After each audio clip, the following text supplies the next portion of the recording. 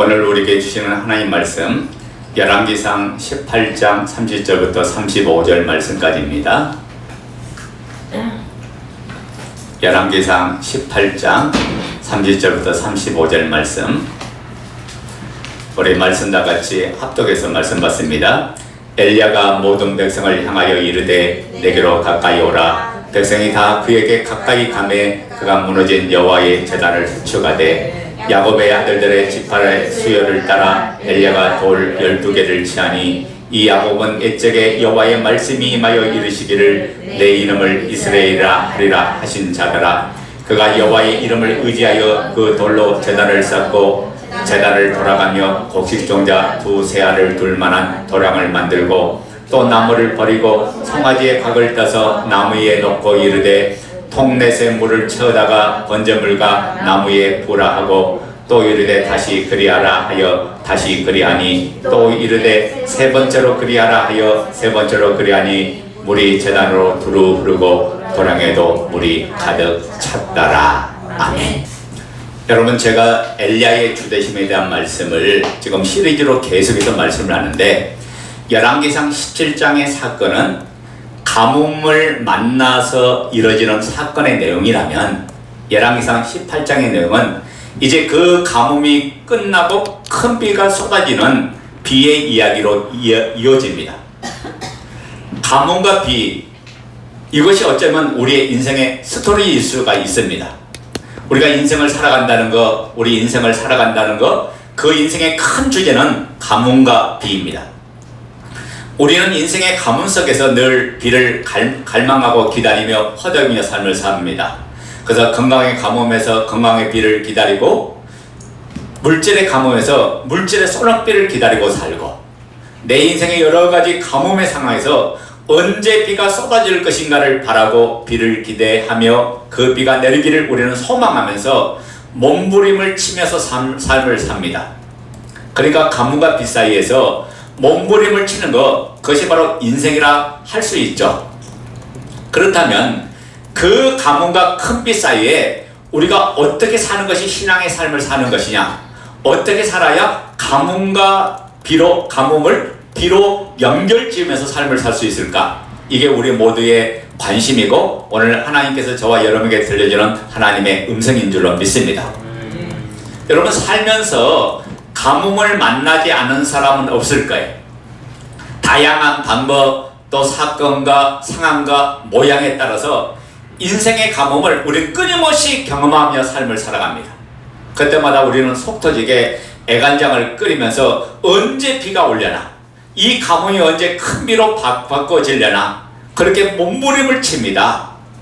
그런데 어떻게 살아야 이 가뭄과 큰 비 사이에서 잘 살 수 있는 것일까요? 오늘 성경을 보면 열왕기상 17장에서 이 가뭄이 18장의 큰 비로 이어지는 사이에 하나의 비결이 담겨 있어요. 무너진 여호와의 제단을 수축하는 일이 있었어요.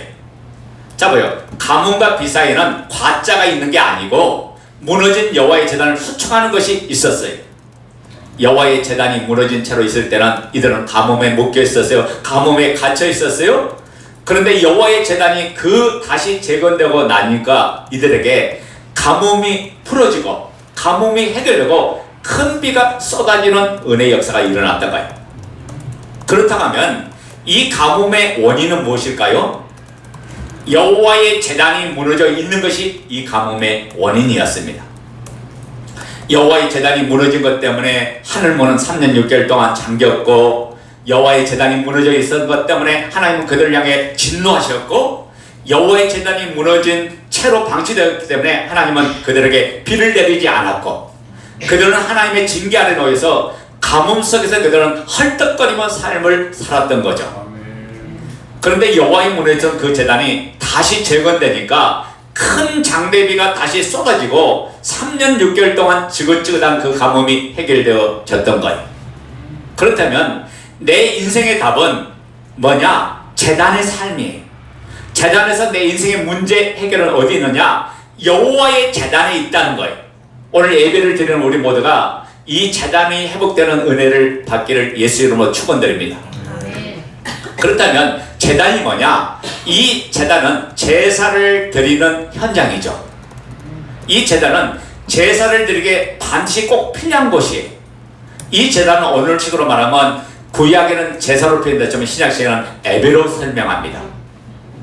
그러니까 이 제단은 예배를 드리는 시간, 예배를 드리는 장소, 예배를 드리는 그 현장이 바로 여호와의 제단이라고 지금 이야기하는 거예요. 그렇다면 주대심 신앙으로 사는 건 뭐냐? 가뭄과 큰 빛 사이에 우리가 신앙을 산다는 것은 예배를 붙들고 사는 것을 의미합니다. 예배의 삶을 사는 것이 신앙의 삶을 사는 거예요. 예배를 붙들고 살아야 가뭄이 큰 비로 연결되어지는 거예요. 예배를 놓치고 예배가 무너진 채로 삶을 살면 가뭄만 지속되지 큰 비로 연결되지 않는 거예요. 그것이 오늘 17장과 18장이 연결되는 큰 그림으로 가르쳐주는 저와 우리에게 주는 교훈입니다. 그래서 오늘 우리는 제사가 뭔지, 예배가 뭔지, 이 예배의 본질이 뭔지, 예배라는 의미가 어떤 성격과 어떤 가치와 어떤 의미를 가지고 있는가를 여러분 다시 한번 확인해 보면서 우리가 하나님의 은혜 속에서, 하나님의 사랑 속에서 우리가 드려야 될 정작 하나님과 관계를 놓치지 않는 우리 모두가 되어야 될 줄로 믿습니다. 여러분 그리스도인의 삶을 가만히 살펴보세요.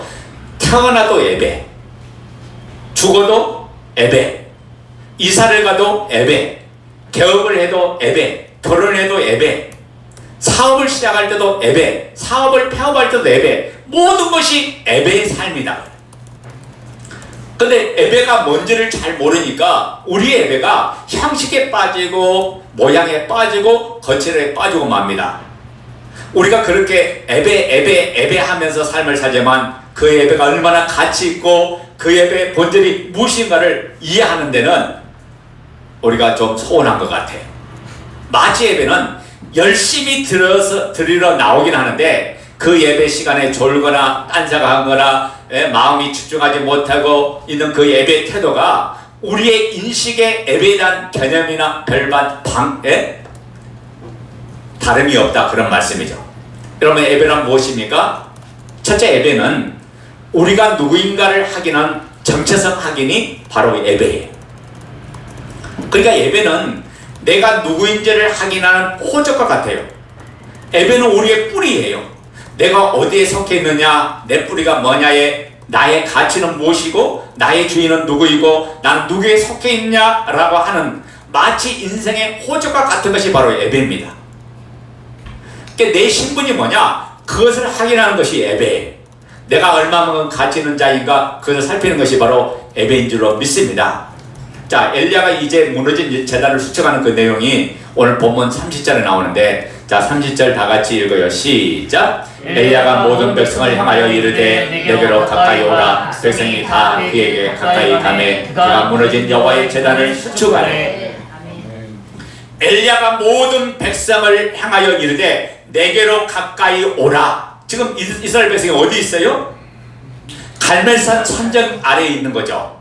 그때 엘리야가 무너진 여호와의 제단을 수축하기 시작하면서 모든 백성을 향하여 어디로 오라고 해서 내게 가까이 오라고 말합니다. 그래서 백성이 다 그에게 가까이 가매 그가 무너진 여호와의 제단을 수축하였더라 라고 했어요. 이 수축이 뭡니까? 다시 여호와의 제단을 재건했다, 그런 말이죠. 왜 무너진 여호와의 제단을 재건하는데 엘리야는 백성들을 가까이 오라고 말했는지 아세요? 무너진 제단을 보라고 이야기하는 거예요.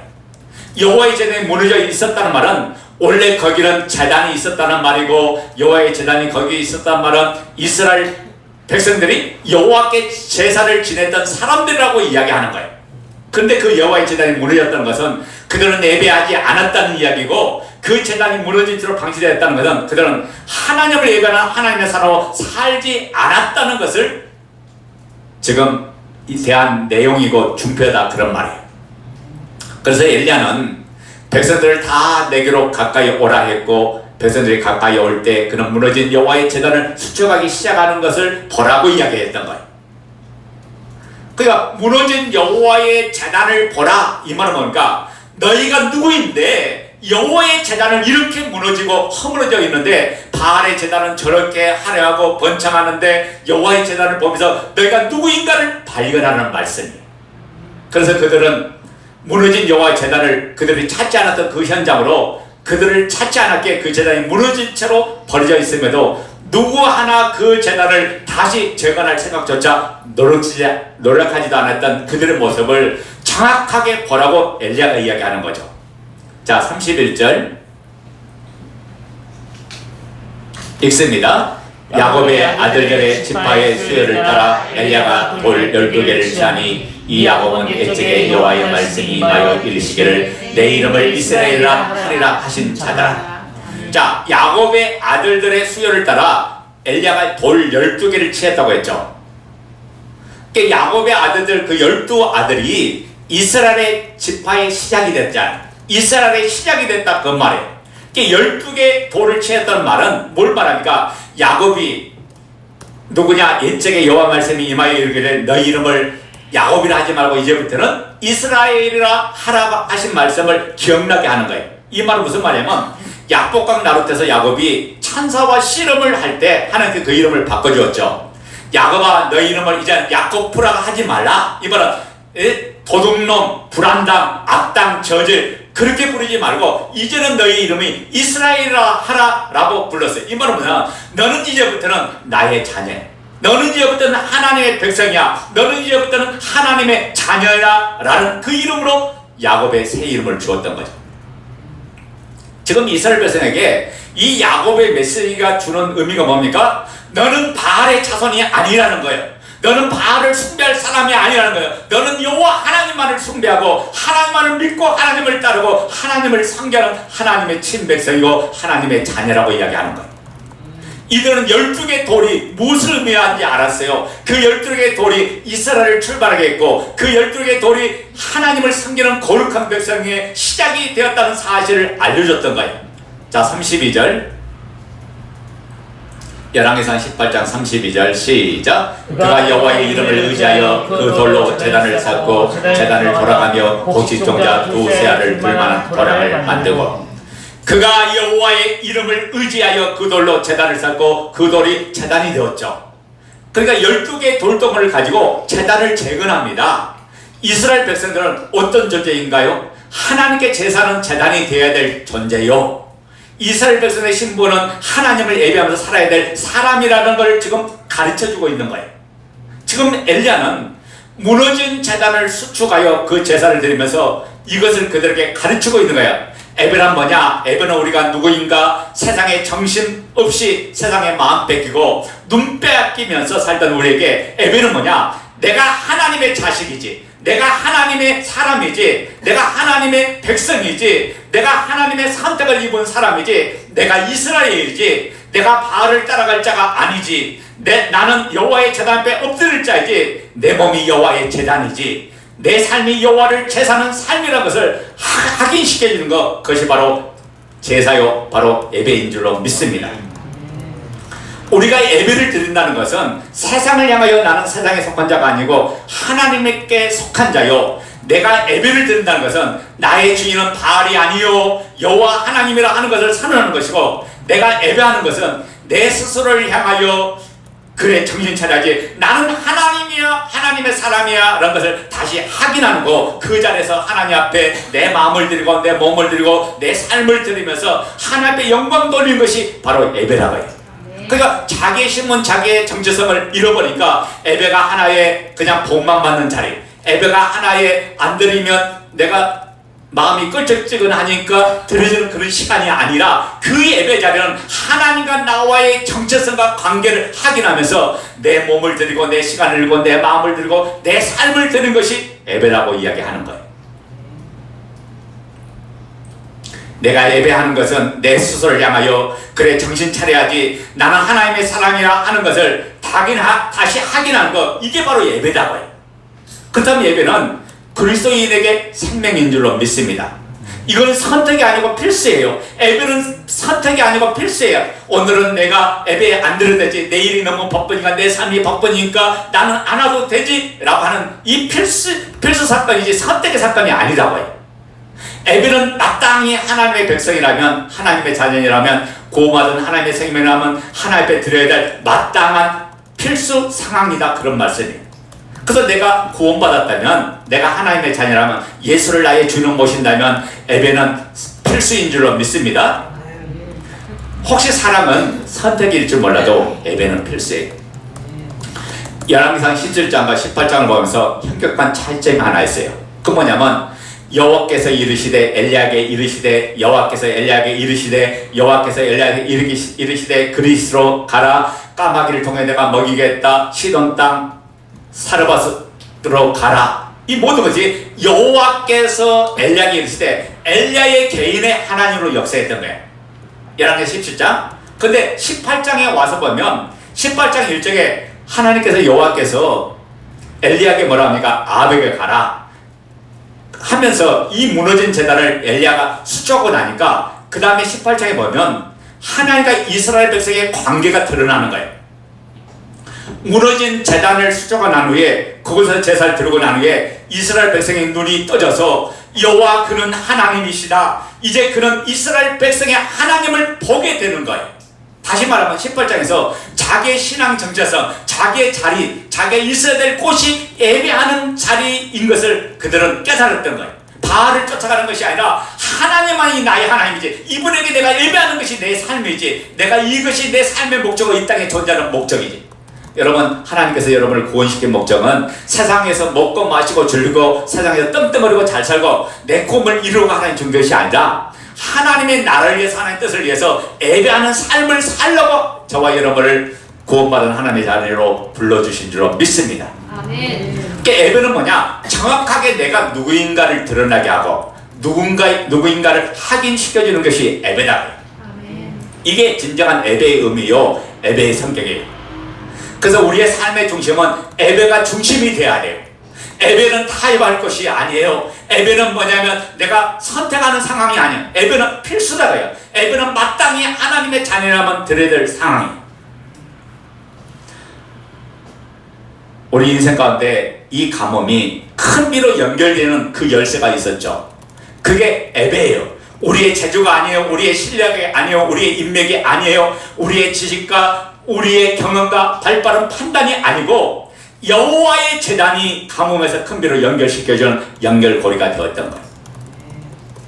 여러분, 가뭄이라고 하는 이 큰 밑바닥에서 큰 장대비가 쏟아지는 그 언덕으로 뛰어오르기 위한 이 스프링보드 발판이 되고 도움판이 되는 게 뭐냐? 그게 바로 예배라고 이야기하는 거예요. 이게 바로 예배의 가치입니다.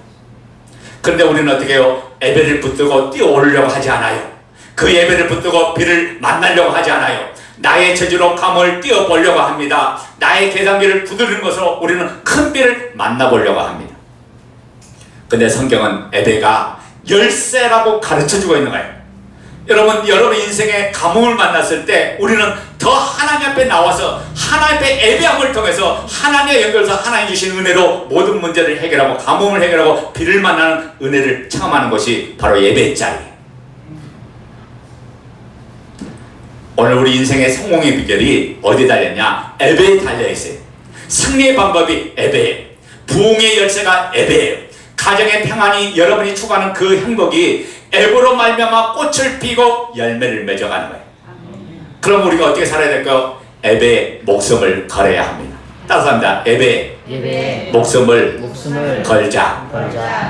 여러분의 예배가 더 깊어지는 예배, 더 하나님 앞에 드려지는 예배, 내 삶의 예배가 되어지는 생활들이 되어지는 일이 있기를 예수 이름으로 축원드립니다. 아멘. 그래서 예배를 위해 사는 건 마땅하고 예배를 위해서 살아가는 것, 그것이 내 인생이 잘 되게 하고 내 인생을 성공되게 하고 내 인생을 가장 지혜롭게 사는 비결이다. 그래서 여러분의 예배를 한번 점검해서 보세요. 여러분의 예배가 무너지지 않았습니까? 아마 제가 이야기하면 무너지다니요 목사님, 지금도 예배를 드리고 있는데요. 아니, 이스라엘 백성 보세요. 여호와의 전은 무너졌지만 제단은 있었어요. 이스라엘 백성 보세요. 여호와의 제단은 무너져 버렸지만 그 제단의 장소는 있었어요. 문제는 뭐냐? 그곳에 제사의 행위가 이루어지지 않았다는 거예요. 어쩌면 오늘 우리에게도 예배 시간이란 이 주일이라는 시간이 있어요. 수예배가 있어요. 금요 기도 예배가 있어요. 우리에게도 새벽 예배도 있어요. 예배 장소로 하는 성전이 있어요. 그리고 오늘 그 시간에 우리가 장소에 있기는 하는데 우리 속에 살아있는 참된 예배가 있느냐, 예배 형식이 되어 있지 않느냐, 예배가 타성에 젖어 있지 않느냐, 살아있는 하나님 앞에 내가 팔딱팔딱 거리면서 예배를 드리고 있느냐, 아니면 행위로 참석하고 있는 것이냐, 이걸 지금 하나님은 저와 여러분에게 말씀하고 있는 거예요.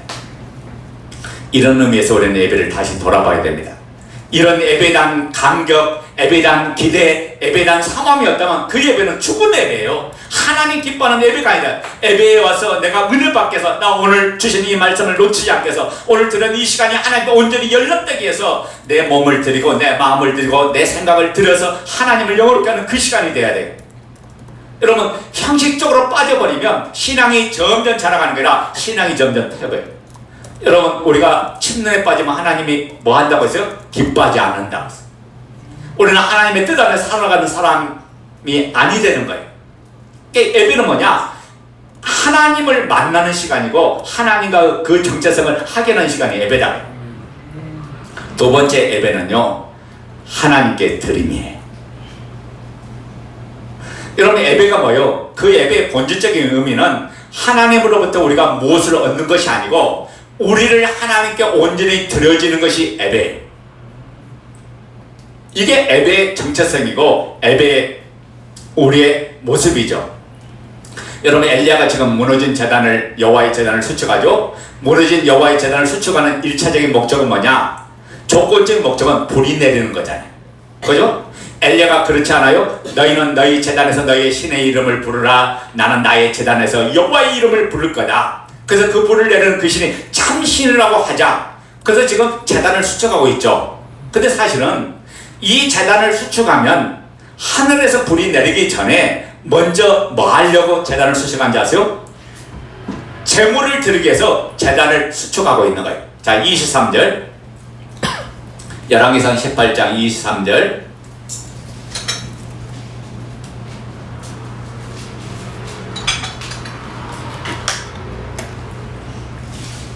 자, 읽어요. 시작. 그런즉 송아지 둘을 우리에게 가져오게 하고 그들은 송아지 한 마리를 택하여 각을 떼서 나무에 놓고 불을 붙이지 말며 나도 송아지 한 마리를 잡아 나무에 놓고 불을 붙이지 않고. 그러니까 이 송아지라는 제물을 제단 위에 놓기 위해서 지금 엘리야는 무너진 제단을 수축하는 거예요. 자, 33절도 보자고요. 엘리야가 하는 일에 33절 시작. 또 나무를 버리고 송아지의 각을 떠서 나무에 넣고 이르되 통넷에 물을 채우다가 번제물과 나무에 부라 하고. 자, 지금까지 그러니까 엘리야가 무너진 제단을 수축한 것은 하나님께 드릴 제물을 놓기 위해서 무너진 제단을 수축하고 있는 거죠. 자, 38절 말씀 보자고요. 그렇게 제사를 드렸더니 38절에 어떻게 응답하는 거 보자고요. 읽어요. 이에 여호와의 불이 내려서 번제물과 나무와 돌과 흙을 베고 또 도랑의 물을 핥은지라. 하나님이 그 제사를 받으셨다는 거예요. 하나님께 제사를 드리기 위해서 지금 무너진 제단을 수축했어요. 그러니까 불이 내리는 것은 뭘 얘기하냐? 그 드린 제사를 하나님이 연락하셨다. 하나님이 받으셨다고 하는 의미로 불이 내리셨는데, 이 불 내림은 하나님이 제사를 받으셨다는 그 받으심의 표시이다 그 말이에요. 그러니까 근본적인 제사의 성격은 뭡니까? 하나님께 드린 거, 그것이 제사라고 해요. 자, 한번 물어보자고요. 여러분, 하나님께 예배 드리고 있습니까? 아니면 예배를 구경하고 있습니까? 여러분, 우리는 하나님께 우리를 드리는 예배를 드립니까? 아니면 이 예배에 감격적으로 여러분이 있습니까? 우리가 분명하게 정신 차리지 않으면 예배 자리에 우리를 드리는 예배자가 아니라 예배를 구경하는 관객이 되고 말해요. 관객이 되어 있으니까 나를 하나님께 드릴 것이 아니라 우리 중심이 아니라 구경하니까 파다는 것이 너무 많아요. 오늘 목사님 복장을 보니까 영 마음에 안 들어. 왜 넥타이는 하지 않고 저렇게 차이나를 입고 계실까? 오늘 찬양대를 보니까 마이크도 없이 찬양하네? 숫자가 너무 적네? 왜 저것밖에 못해? 오늘 조명은 영 마음에 안 들어. 목사님 오늘 보니까 머리 밑이 더 희끗하더라. 구경하는 관계이니까 판단하고 정죄할 것이 너무 많아요. 이 구경꾼도 있지만은 아예 또 감독자도 있어요. 이렇게 해야 된다, 예배는 이렇게 해야 된다, 저렇게 해야 된다, 막 감독하는 감독자들이 너무나 많아. 왜 이런 일이 일어납니까? 예배의 근본적인 성격이 무엇인지를 모르기 때문에 그렇습니다. 따라서 합니다. 예배는 하나님께 드려져야 한다. 그래서 하나님께 드리는 예배의 모든 행위는 하나님을 지향해야 하는 거예요. 찬양도 우리가 드리는 곡조이는 노래이기 때문에 회중이 듣기 좋으라고 이 사람한테 하는 게 아니라고요. 우리의 마음을 기쁘게 하려고 하는 게, 하나님을 영화롭게 하고 하나님을 기쁘게 하려고 하는 게 찬양이에요. 사람에게 점수 따려고 하는 게 아니라 내 노래 실력을 뽐내고 내 실력을 자랑하려고 하는 게 아니에요. 사람에게 보이려고 예쁘게 단장하는 게 아니에요. 하나님께 드려지는 게 찬양이지. 기도도 마찬가지죠. 내 기도에 얼마나 사람들이 감동감화했을까, 내 기도가 얼마나 논리적으로 준비됐을까, 이렇게 사람들에게 내가 성경 많이 알고 성경 지식을 내가 이 사람들에게 드러낼까, 이걸 기도를 내가 잘한다 못한다 평가를 받을 게 아니라 하나님 앞에 준비돼서 준비된 마음에서 하나님 앞에 드려지는 거예요. 여러분, 대표기도는요, 앞에 나와서 우리의 회중의 기도를 하나님 앞에 대표해서 올리는 거예요. 그 대표기도에 절차가 있고 방법들이 있죠. 먼저 하나님을 찬양하는 거예요. 그리고 우리의 죄를 회개하는 기도가 돼야 되고, 그리고 이런 간구의 기도의 순서가 다 빠졌다면 이건 하나님 앞에 참된 예배가 아니고 참된 기도가 아니죠. 전혀 준비되지 않은 마음에서 드려지는 거 하나님 예배를 연락하겠어요? 예배 시간에 나는 찬양대 인도자니까 이제 찬양이 끝났으니 나 할 일은 다 끝났어. 그래서 스마트폰을 보고 있고 다음 주에 부를 찬양을 찾고 있다면 그 사람은 예배를 드린 게 아니야. 한 부분의 일은 완성했으려면 몰라도 예배자로 하나님 앞에 예배 드리고 있는 모습이 아니다고. 이건 하나님 앞에 드림이 아니에요. 이런 의미에서 우리가 드리는 예배가 하나님이 받을 만한 예배인가? 이런 의미를 보면서 우리는 지금 하나님 앞에 예배를 드리고 있는가? 제사는 하나님께 드리는 것이고 예배는 하나님께 드리는 것이라면 이 드림의 성격을 좀 더 들여다볼 필요가 있어요. 이 드림은, 예배가 하나님께 드린 거라면 이 드림은 얻는 것보다도 선행적인 드림이다. 무슨 말이에요? 얻고 난 다음에 드려지는 게 아니라 먼저 드려져서 얻는 것이 예배라고 이야기하는 거예요.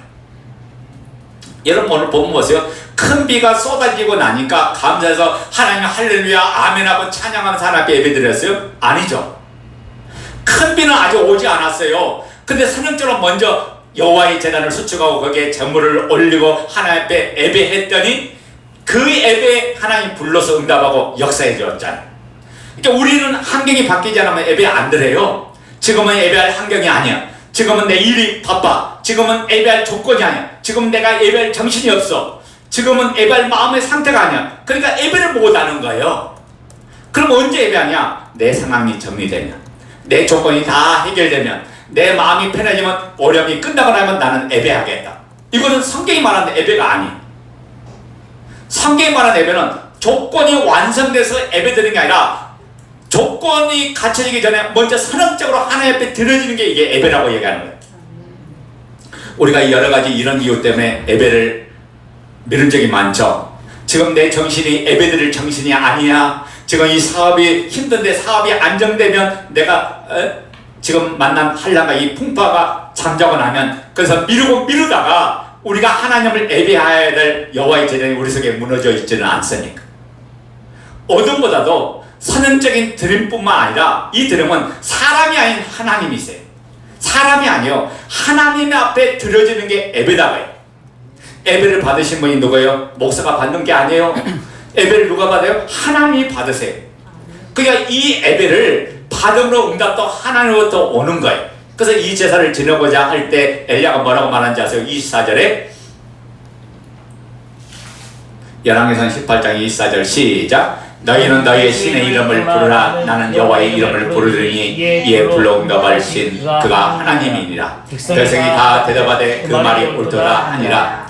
자, 너희는 너희의 신의 이름을 부르라. 나는 내가 믿는 신 여호와의 이름을 부르겠다. 그러니까 지금 바알 제단이나 여호와 제단이나 이 드럼은 누구를 향하고 있는 거? 신을 향하고 있죠. 아브라함을 향한 게 아니라 이스라엘 백성을 향한 게 아니에요. 우리가 예배할 때 예배의 분위기, 예배의 감정과 예배의 순서와 예배의 모든 것들을 다 꾸며서 갖추려고 하는 거, 이게 중요한 게 아니라 여러분 자신에게 맞추려고 하지 말고 이게 못마땅해, 내 마음에 안 들어, 이게 불편해, 이게 눈에 거슬려, 그게 아니라 하나님께 예배를 맞춰야 돼. 예배가 하나님께 들어져야 돼. 그래서 38절 봐요. 38절 시작. 이에 여호와의 불이 내려서 번제물과 나무와 돌과 흙을 태우고 또 도랑의 물을 핥은지라. 이에 여호와의 불이 내려서 번제물을 태우세요. 그러니 예배를 받으신 분이 하나님이세요. 여러분 이 사실을 꼭 기억하시기 바랍니다. 드림은 어둠보다도 선언적인 드림이 되어야 돼요. 이 드림은 사람이 아닌 하나님께 드리면서 동시에 또 하나의 드림은 무조건적인 드림인 게 아니라 조건적인 드림이에요. 이게 무슨 말인가 하면 하나님의 원하심을 따라 조건적으로 드리는 드림이 예배라고 이야기하는 거예요. 여러분 바알의 제사와 엘리야가 여호와를 향한 제사를 비교해보면 26절 말씀 봐요. 26절 시작. 그들이 받은 송아지를 가져다가 잡고 아침부터 낮까지 바알의 이름을 불러 이르되 바알이여 우리에게 응답하소서 하나 아무 소리도 없고 아무 응답도 하는 자도 없으므로 그들이 그 쌓은 제단 주위에서 뛰놀더라. 그들이 받은 송아지를 가져다가 잡고 아침부터 낮까지 바알의 이름을 불러 이르되 바알이여 우리에게 응답하소서 하나 아무 소리도 없고, 지금 그랬죠. 이어 그들에게 말할 때 뭐라고 얘기하는가? 23절 보자고. 23절 시작. 그런즉 송아지 둘을 우리에게 가져오게 하고 그들은 송아지 한 마리를 택하여 각을 떠서 나무 위에 놓고 불은 붙이지 말며 나도 송아지 한 마리를 잡아 나무 위에 놓고 불은 붙이지 않고. 자, 송아지 두 마리를 가져다가 송아지를 잡아 각을 뜨고 재물을 장만해서 바치자고 그 이야기했죠. 근데 이들은 표기 어떻게 되었는가 하면 송아지를 그냥 잡았다고 되어 있는데 엘리야의 제사를 봐요. 33절 봐요. 시작. 또 나무를 버리고 시작. 또 나무를 버리고 송아지의 각을 떠서 나무에 놓고 이르되 동넷의 불을 찾아가 번제물과 나무에 부라하고. 엘리야는 제단을 재건하고 나무를 버리고 송아지의 각을 떠서 나무 위에 놓고 드렸어요. 여러분 하나님께 드리는 제사는, 예배는 우리의 기분 따라 우리 좋은 대로 우리의 편리에 의해서 드리는 게 아니라 조건적이다가요. 그래서 구약에 보면 하나님께서 제물을 바칠 때 흠없고 온전한 거, 점이 없는 걸 드리라고 했죠. 이게 조건이 나와 있어요. 눈멀고 병든 거 내가 바치고 싶은 대로 하는 것이 아니라 그 이야기 하는 거예요. 하나님의 원하심을 따라 구별려 드리는 드림이 제사라는 거예요. 예배가 뭐냐? 하나님이 중요해서 하나님이 원하는 방법대로 드리는 게 예배다. 근데 우리 예배는 어떻습니까?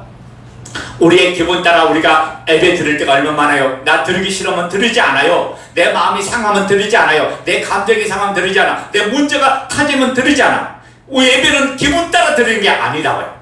우리의 조건 따라 드려지는 게 아니에요. 우리가 당연히 해야 될 우리의 신분이기 때문에 하나님 앞에 드려지는 거예요. 그러면 이 드림은 또 어떤 드림입니까? 이 드림은 하나님께 드리는 것이 예배라면 이 예배는 수고롭고 번거롭게 내 것을 내놓아야 되는 희생적이다. 여러분 송아지를 바쳐야 돼요. 각을 따야 돼요. 무너진 제단의 돌을 가져다가 수축해야 됩니다. 우리의 예배에 나를 온전히 드리는 이 헌신이 있는지 그래서 살피는 지혜로움이 오늘 우리에게 있기를 예수로 축원드립니다. 그래서 오늘 이 예배를 통해서 나의 모습을 보고 나의 잘못을 보고 나를 죄를 봐야 돼. 자, 그러면 세 번째 예배가 뭐냐? 예배는 우리가 하나님께 드림과 동시에 그 예배는 하나님의 현현하신 하나님과 만남이 예배다. 예배는 반드시 하나님의 나타남이 있어야 돼요. 지금 엘리야의 제사에서 하나님의 나타난 부분은 뭘로 나타났어요? 불로서 하나님을 보여주시는 거죠. 그죠? 불이 내리신 것으로, 하늘로부터 불이 내는 것으로 여호와께서 나타난 거예요. 지금 갈멜산에서 제사를 드리는 그 목적이 뭐냐? 24절 다시 보겠습니다. 24절. 자, 읽어요. 시작. 너희는 너희의 신의 이름을 부르라. 나는 여호와의 이름을 부르느니 이에 불러 응답하는 신 그가 하나님이라. 백성이 다 대답하되 그 말이 옳도다 하니라. 자, 너희는 너희의 신의 이름을 부르라. 나는 내가 믿는 여호와의 이름을 부를 것이다. 엘리야가 이러고 지금 제사 행위를 하느냐? 이에 불러 응답하신 그가 하나님이시라. 그러니까 하나님의 나타남을 위해서 지금 제사를 지내고 있죠.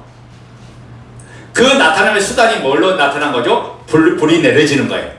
근데 바알의 제사는 어떻게 했어요? 29절 말씀 보자고요. 29절 시작. 이같이 하여 정오가 지나고 그들이 미친 듯이 떠들어 저녁 소재에 들을 때까지 이르렀으나 아무 소리도 없고 응답한 자나 돌아보는 자가 아무도 없더라. 이같이 하여 정오가 지났고 그들이 미친 듯이 떠들어 저녁 소재에 들을 때까지 이르렀다고 했어요.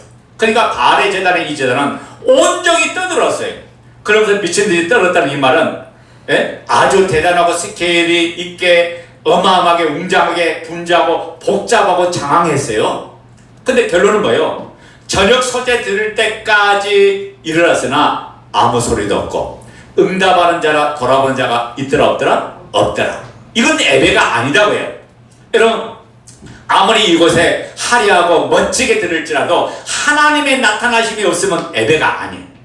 한마디로 인간의 한판 푸닥거리지, 이건 사람들의 신명나는 신놀이였지, 이건 성경이 말하는 참는 예배가 아니라고 이야기해요.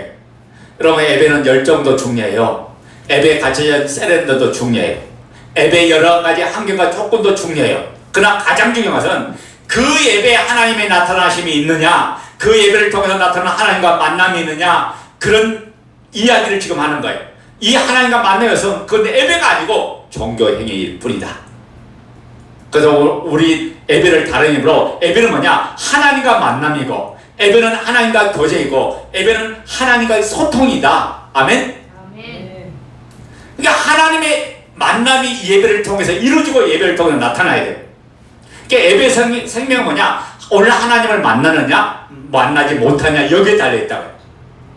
그러니까 예배는 한마디로 연극도 아니고 드라마도 아니에요. 하나님을 만난 것이 예배라는 거예요. 우리가 설교를 할 때나 설교를 들을 때나 기도할 때 이런 말 말해야 하잖아요. 말씀으로 찾아오신 그 하나님을 오늘 우리가 이 예배 중에 만나게 하옵소서. 이렇게 기도하잖아요. 우리가 예배를 어떻게 이해하고 있습니까? 예배가 하나님이 찾아오는 것이고, 예배는 뭐냐? 찾아오신 그 하나님을 우리가 만나는 것이고, 예배는 뭐냐? 하나님과 만남의 경험이 이루어진 것이 바로 그게 예배라고 얘기해요. 우리가 예배를 끝나고 난 후에 예배의 후기를 서로 나누죠. 간증물을 나누는데, 그 간증물에서 중요한 건 뭐냐? 나는 이런 하나님을 오늘 만났어. 내게는 하나님이 오늘 이렇게 찾아오셨어. 라는 그 음성이 들리지 않으면 그 예배는 참된 예배가. 어떤 이유는 그래요. 그런데 뭐 보니까 교인들이 작아서 뭐 모양이 이래서 그 사람은 예배 드린 게 아니죠. 뭐가 빠져서 예배드리나. 오늘 그 예배를 통해서가 하나님을 만남이 없으면 이 예배는 참된 예배가 아니라고. 오늘 예배가 어떻어요? 묻는 것은 하나님을 만났느냐고 묻고 있는 거예요. 내 심령에 불이 내렸느냐? 그 예배를 통해 나를 찾아오신 하나님의 어떤 모습으로 내 삶에 임했는가? 이것이 예배의 오늘 우리의 중심이 되어야 됩니다. 그래서 예배는 세 가지 현상이 반드시 일어나야 한다. 첫째 뭐냐? 이로부터 내려오는 것이 있어야 돼. 자, 엘리야의 제사에 뭐가 내렸어요? 불이 내렸죠. 하늘부터 내려왔어요. 열왕기상 18장 38절 다시 읽어요. 시작.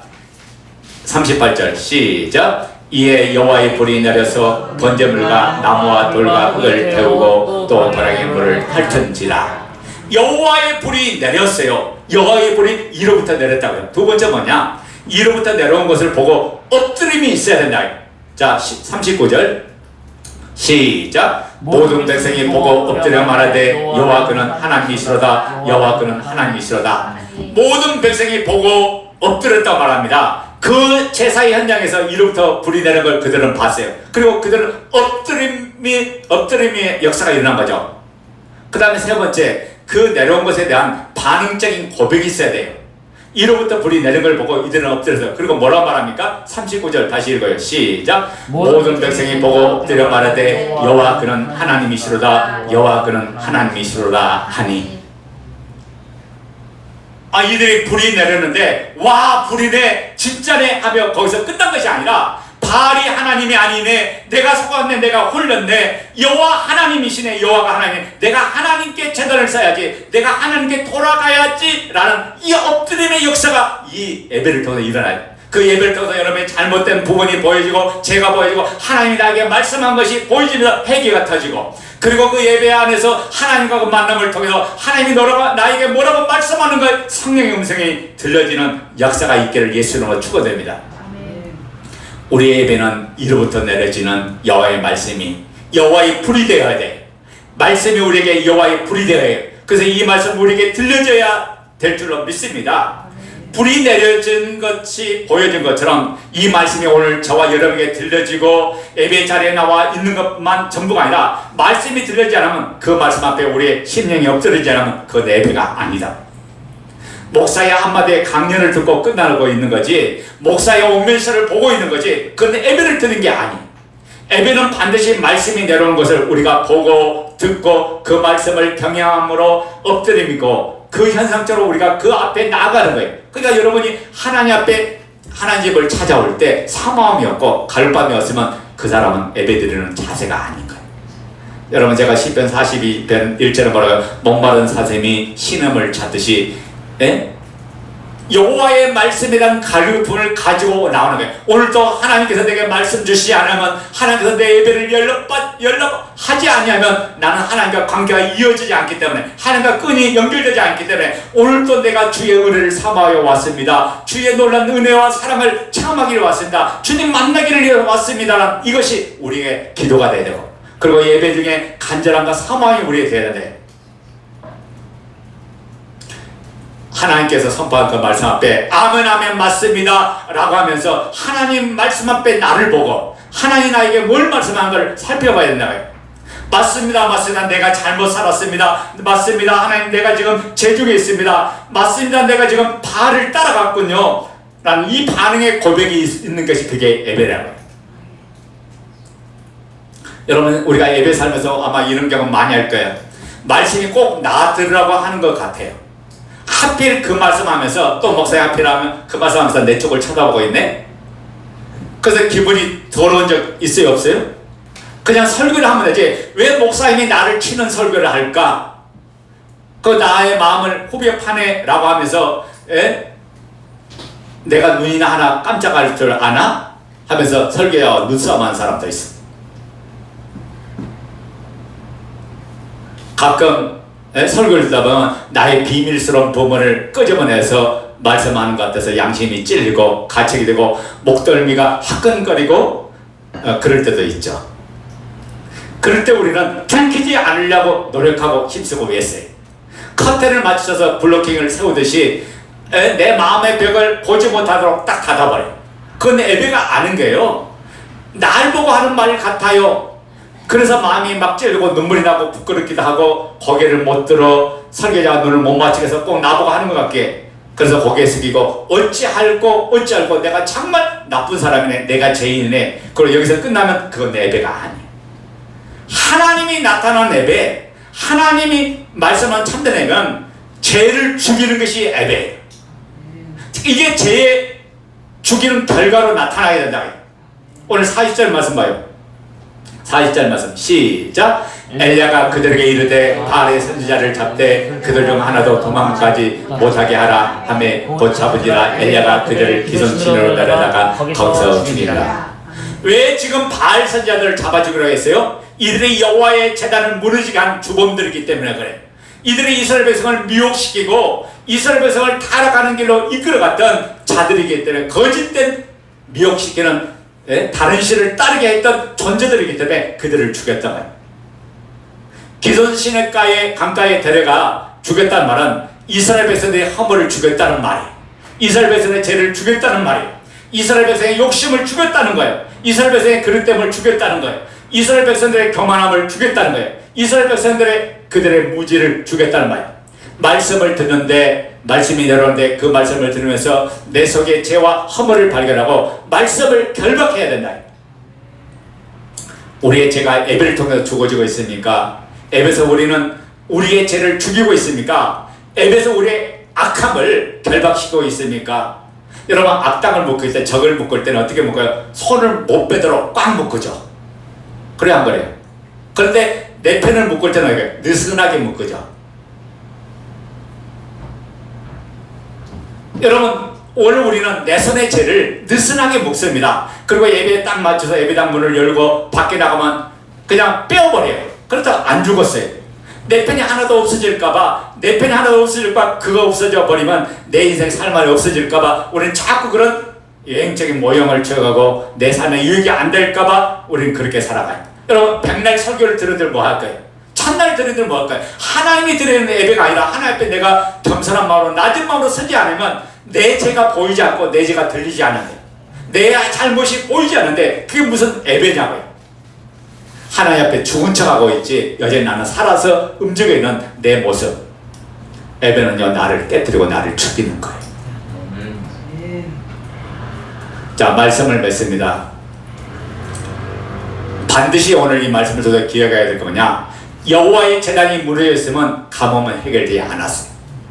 여러분, 인간적인 방법으로 하늘의 비를 내리고 여러 가지 과학적인 방법을 동원해서 한 것이 아니라, 그들은 뭐냐, 여호와의 제단을 수축했더니 하나님께서 가뭄이 비로 바뀌는 역사를 주셨다 그 말이에요.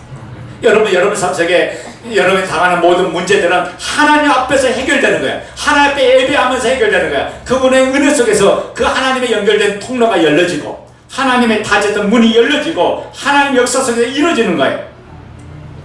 여러분, 예배가 살아야 죄가 죽는 거예요.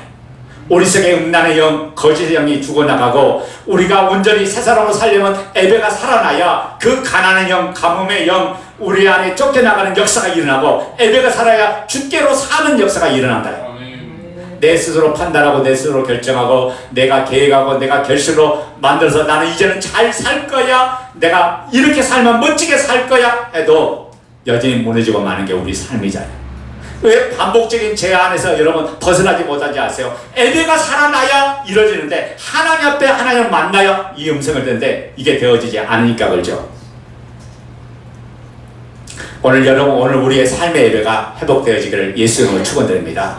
예배가 찾아지기를 원합니다. 예배가 내 일생이 되고 예배가 내 삶이 되어야 가뭄의 문제가 해결된다. 성령께서 여러분을 향해 하시는 말씀, 오늘 귀 있는 자는 들을지어다. 계시록 2장에 있는 말씀처럼 이 말씀이 여러분 속에 들려져서 내가 하나님과 바른 관계에서 세워질 때 축복이 일어나가고, 그리고 그 관계에서 결단이 일어날 때 오늘 우리의 삶이 고쳐지는 변화의 역사가 일어날 줄로 믿습니다. 여러분, 우리 모두가 구경꾼 되지 말고 어리석은 자 되지 말고 하나님 앞에서 주되시로 우리의 신앙을 회복하고 살아가기를 예수님으로 축원드립니다. 아멘.